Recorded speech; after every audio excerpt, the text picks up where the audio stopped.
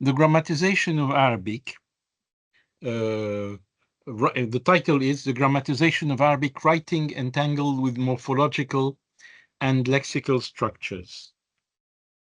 So, grammatization in Arabic relates to classical Arabic, that is, or what is triple quotes called standard Arabic, which is a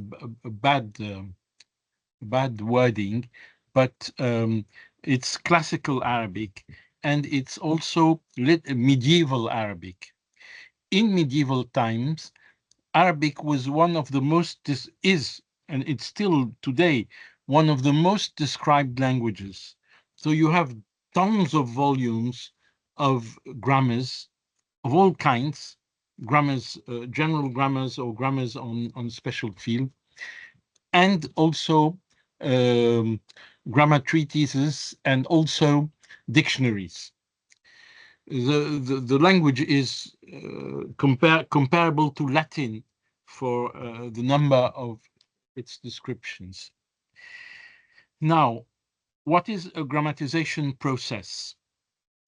In the emergence of a language, you have phase one is emergence. The language appears. For phases are just, so to speak, quotes.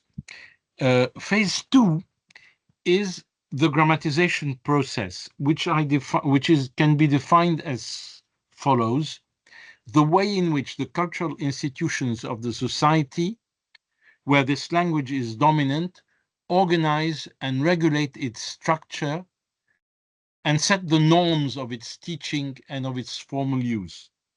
So the purpose is formal use, teaching, knowing that in those days, teaching was not for everybody. It was for the people who were going to share culture and power. And then institutions work on that, work on dictionaries, work on grammars. The concept has been put forward for French mainly by René Balibar, 1985, and Sylvain Auroux, 1994. A historical perspective. With regards the Arabic language, the language became essential around the fundamental text, a founding text, which is the Quran. So the Quran is, in the views of the Muslims, the word of God dictated through Angel Gabriel to Prophet Muhammad. Then, but then we're now moving to history. Prophet Muhammad's successors, called caliphs, caliph means successor in Arabic, needed that this language become the lingua franca for laws, for exchanges, for literature, for science, etc. In the what was emerging as an Islamic empire.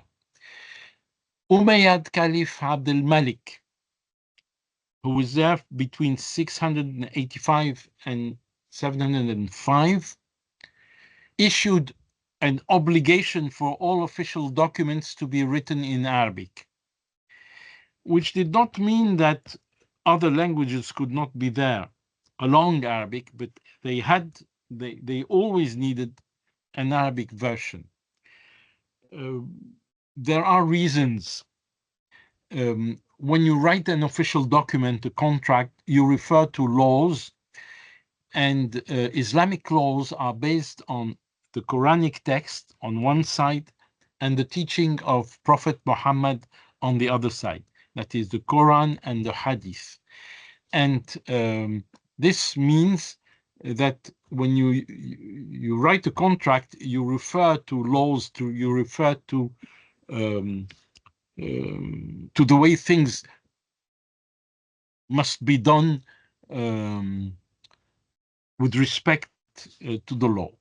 And then we have a comparison. In the French culture, King François Ier edicted what is known as the Villers-Cotterêts Edict in 1539.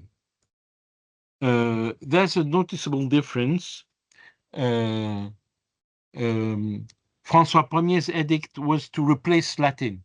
French was to replace Latin. Whereas in Arabic, Arabic was not there to replace. It started replacing. It took time. In Egypt, Arabic took well over 2 centuries before it started appearing next to Greek and Coptic documents, official and formal documents. But then it took time. But then you needed Arabic to be the language of law, the language of science, and together with other languages, of course. These edicts, François Ier's edict, Edit de Villers-Cotterêts in France, Caliph Abdelmalik's, Umayyad Caliph Abdelmalik's edict are crucial for the history of the language because they create a need for the grammatization process I mentioned in my introduction.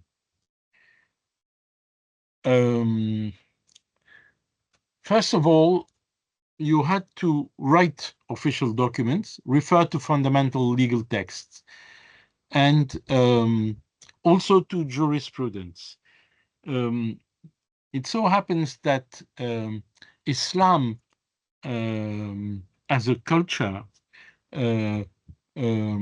remained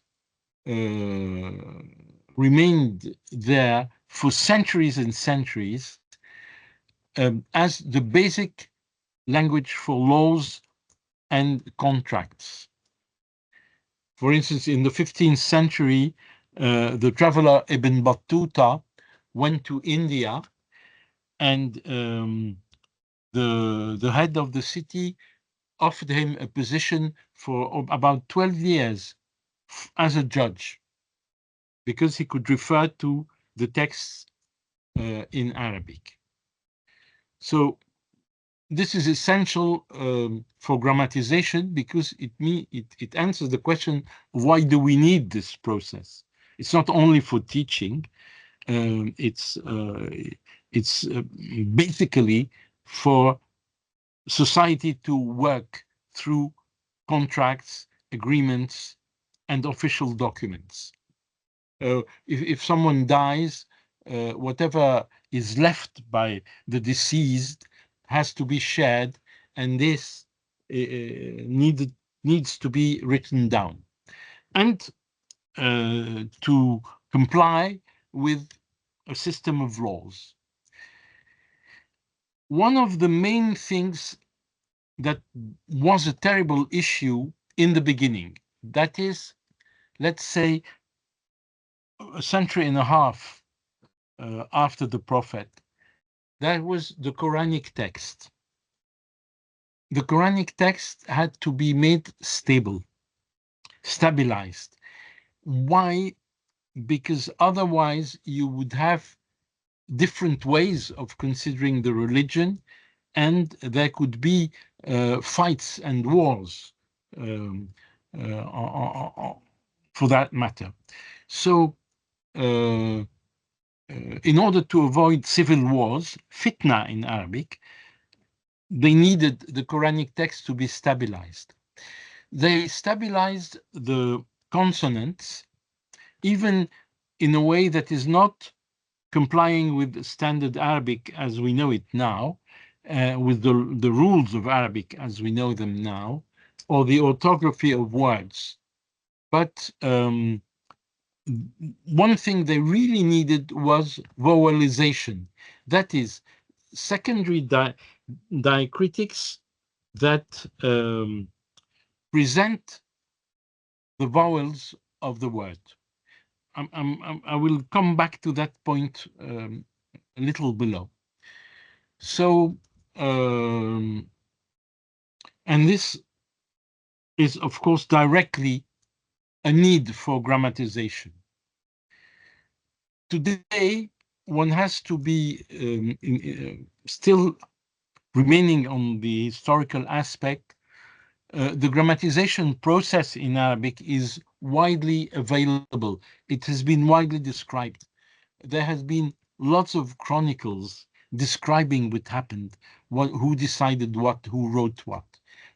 For this study, producing evidence has shown much easier than it would have been even in France, in French, for instance, because the Arab culture was a culture which recorded its own history. The recording of history was something that became generally and widely in use in many cultures from, say, the 7th century or onward. And then when the Islamic and Arabic culture appear, and when there appears to be a caliphate and an Islamic empire, the conditions for writing down chronicles were there. And then, so a concentration during the first and a half century of Islam. Okay, so by the end, by the end of the 2nd century, beginning of the 3rd century of Islam, that is the end of the ninth, the end of the 8th and 9th century BC,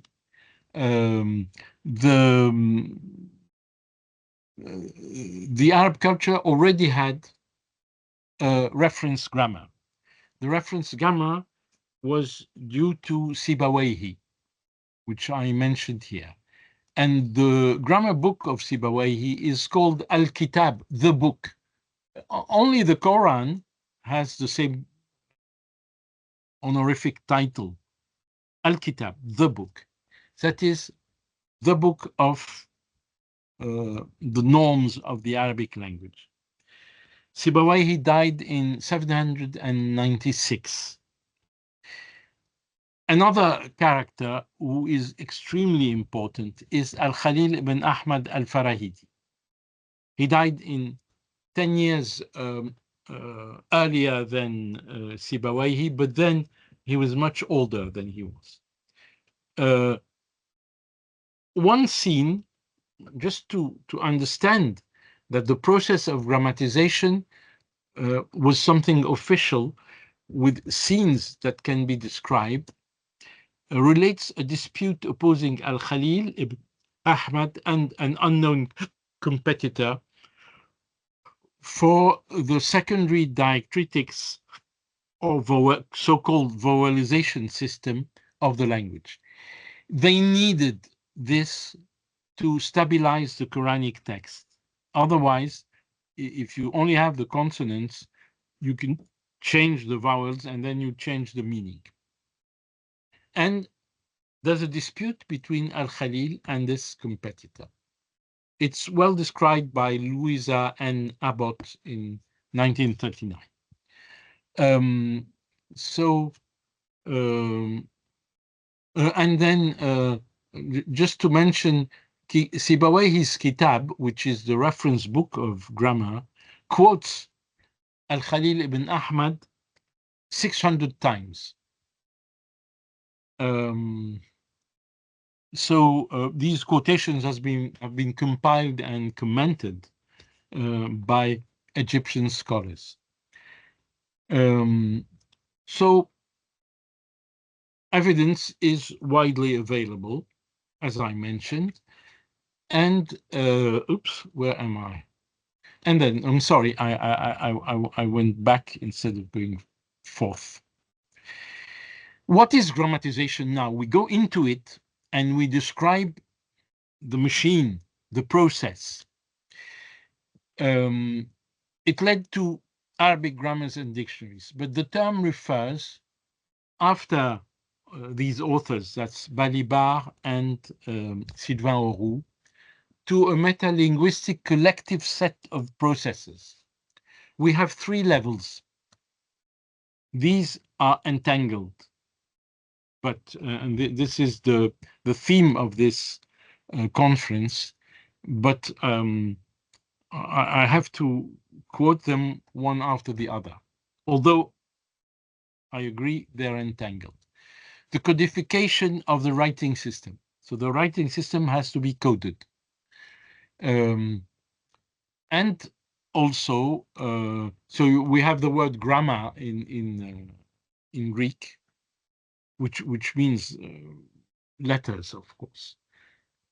First of all, codifying the writing system, its orthography. I will go into the details in a moment in the next slide. Then there's the metalinguistic collective instituting of a normative grammar. So a normative grammar has to be accepted by everybody.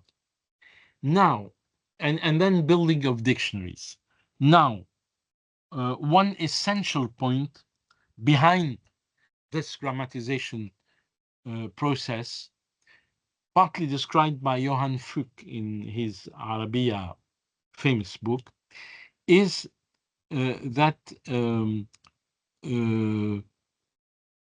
language, the classical Arabic, had to be the language of the Prophet, and then the language of the Quran, and the language of the teaching, the Hadith of the Prophet. And so they needed to compile a corpus of that language, which they did. They compiled a big corpus of Arabic ancient poetry, and also they needed this language to be protected from corruption, fasad. As you, well, they did not mention it as I'm going to do. The second law of the thermodynamics is that if a glass falls down, it breaks away, and you never see a glass which is fallen down on the floor and broken reconstruct and come back on the table. So they had to protect the Arabic language against corruption. So they decided that the language would be that of the ancient Arabs until a certain date. They had a compilation of poetry, and then for that language they wrote a normative grammar and then dictionaries. I'm going back. I'll go back to the point 2 and 3. I'm now in codification of the writing system. Codifying the writing system means settling down for letters. What do we call a letter? Of course, sometimes you can pronounce the same letter differently. And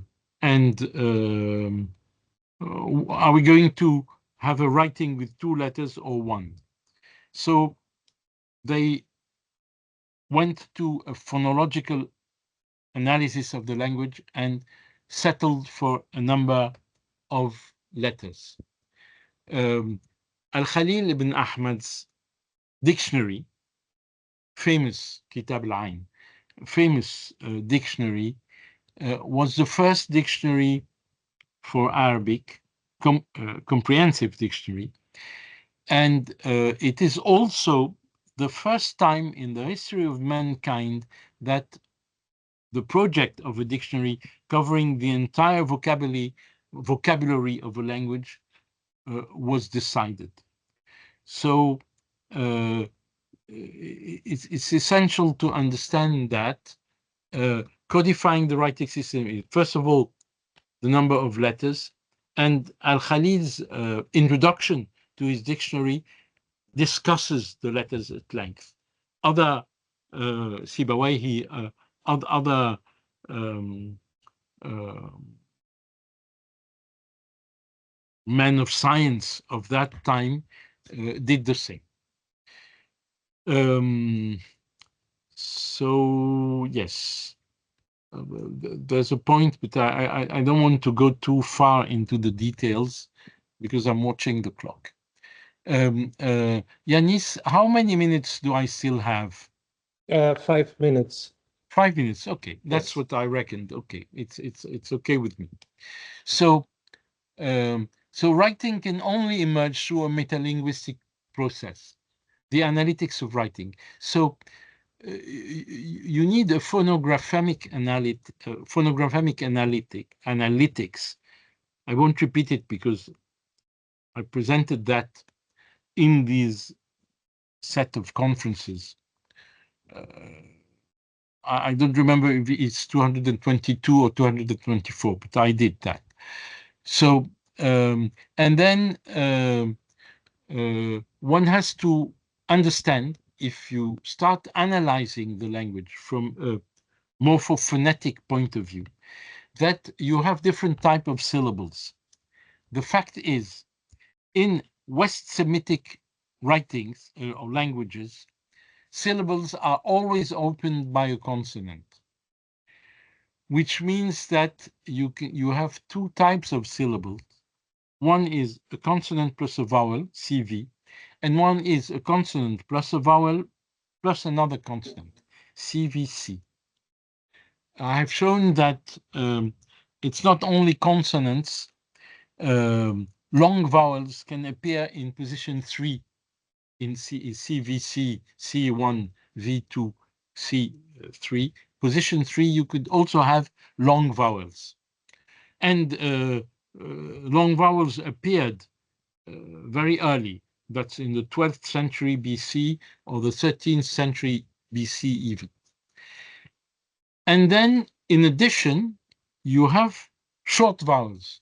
Short vowels are diacritic signs, but they can be described as secondary diacritics because in Arabic you have primary diacritics which are related to a letter, such as you have a small letter, you put a dot underneath, it's B, a dot on top of it, it's N, two dots, it's T, three dots, it's Th. So these are primary diacritics because they belong to the letter. But then you have the vowels, which can vary. Of course, the same letter can have any of the three vowels of Arabic. So in addition to phonographemic analysis, we have orthographic structures, which start with word form structures. First of all, word form, that is a word between two blanks in modern times. But in Arabic, you have a special shape for end of word letters, which is essential to understand the writing of Arabic. And then you have, so you have what can be described as a word form. In modern typing, it's a blank, a word between two blanks, or comparable symbols. And so this is essential to, and so you have two sides, letters on one side and the word form on the other side. The word form has a special um, system of rules, which I presented in 224, which should be under press. So step 2 is instituting a grammar, so building grammars, which they did very early. They had a big number of dictionaries and a big number of grammars very quick, within a few centuries. So, which means that they could refer in teaching or in writing a document, yes, 2 minutes. They could refer to um, these authorities. So, yes, here it is. So, uh, uh, uh, so yes. So the grammatization process, where is it?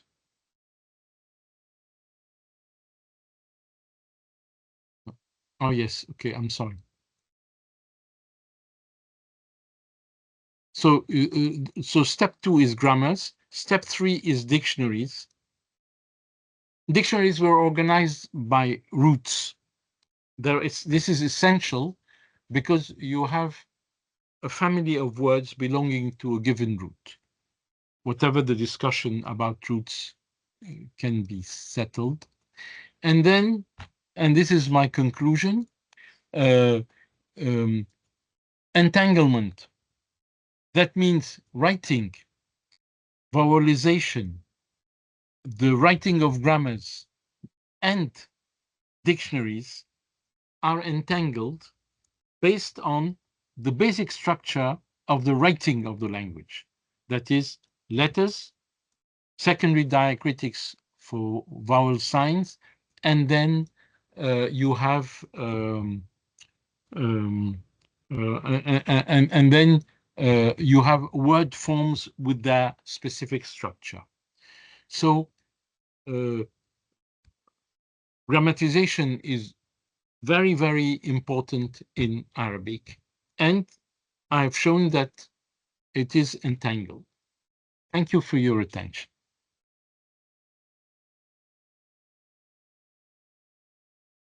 So thank you, Joseph.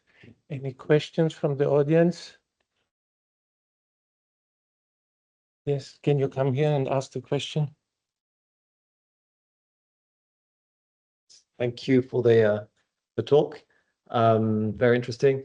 And I was wondering about these words that are not of Arabic origin then, because they don't fit in they don't exactly fit in with the three or the four letter, four consonant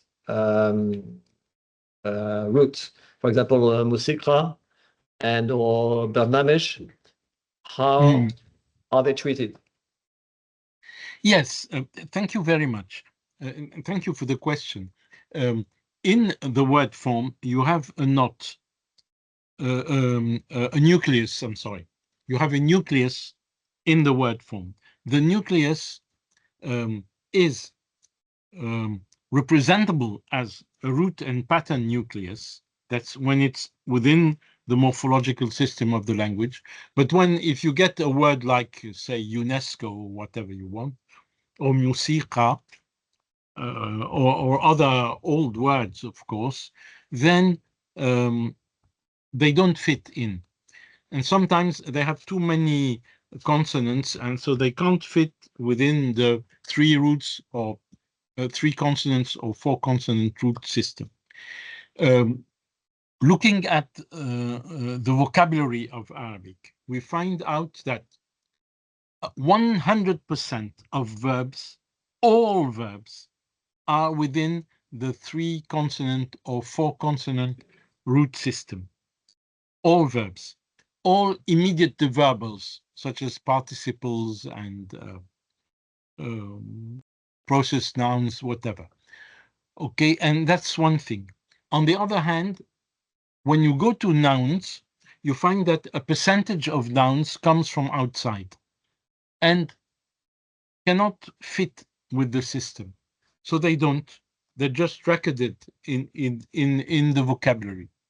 So some of them were already there in ancient times.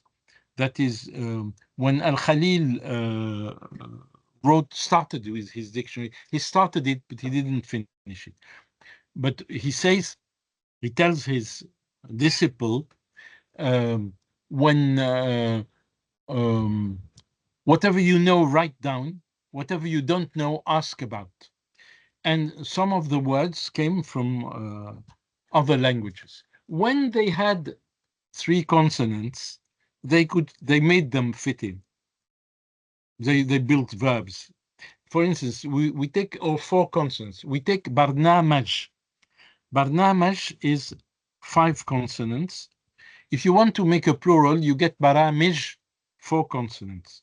And then you get barmaja, which is programming today. That is it. So I hope I've answered your question. Yes, thank you. One last question, and then we have to move to the next speaker.